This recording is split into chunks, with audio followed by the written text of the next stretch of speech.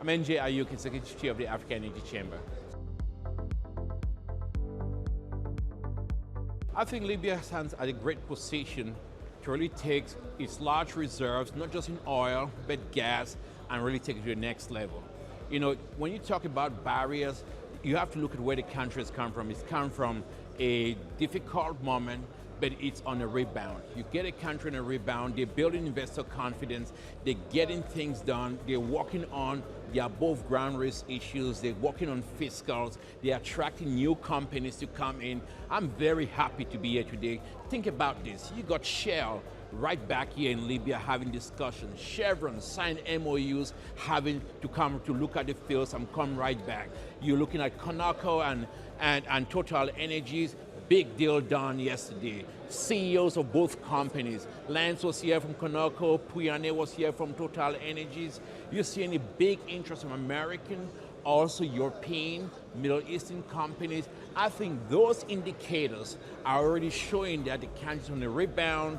The government is working so hard to get a more unified, prosperous Libya that we all can be proud of, but even more important, they're working on their fiscal terms to ensure that they do meet the benchmarks that everybody wants to see around the world. And so I'm optimistic with what you have in Libya. I don't see barriers, I don't see problems, I see opportunities, and I think as an energy industry, we're gonna find solutions and we're gonna make it work.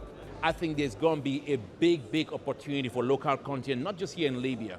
First of all, you already have a big base where Libyans are investing in Libya. Libyans are participating. Most of the joint ventures here, Libyans are involved. You're getting a lot of new projects happening. They are building.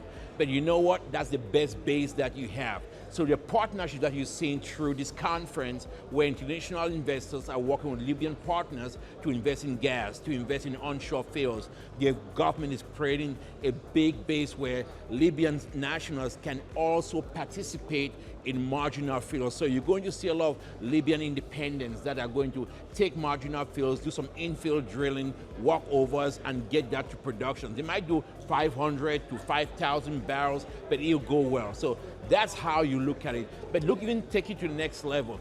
They're investing a lot in local capacity building, training, development, but also bringing in, working with the international partners to have entrepreneurship classes. Those entrepreneurship classes, what does that mean? It means that we can run better business and build better business and then expand that and then get jobs to people that need it.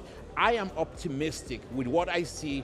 The IOC is working on local content, but also government's involvement in a pragmatic, common sense way and business-friendly local content that really gets the job done. Libya is a very important African nation. We're going to continue getting involved. We're already having discussions with the ministers and various other ministries, but we're going to do on something that is even more important. The big oil companies, the independents, and any other investor, they can deal with the subsurface. They can deal with everything that's below the surface, and because they're experts in that, they have the technology, they have the financial wherewithal to deal with that. We got to focus on supporting the Libyan government to deal with the above ground risk issues. We got to work on fiscals, we got to work on an enabling environment, we got to work on resource nationalism, we got to work on all these issues that prevent capital from flowing.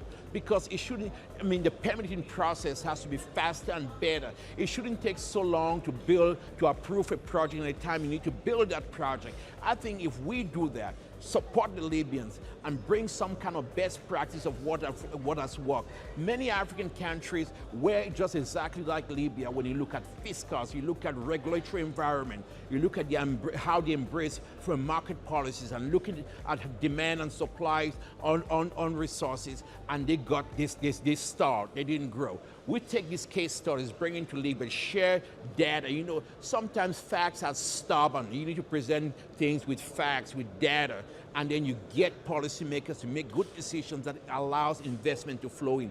When we do that, we do pave a way for Libyans to really make the right kind of policy judgment, attract the right kind of investment they need, and build back better.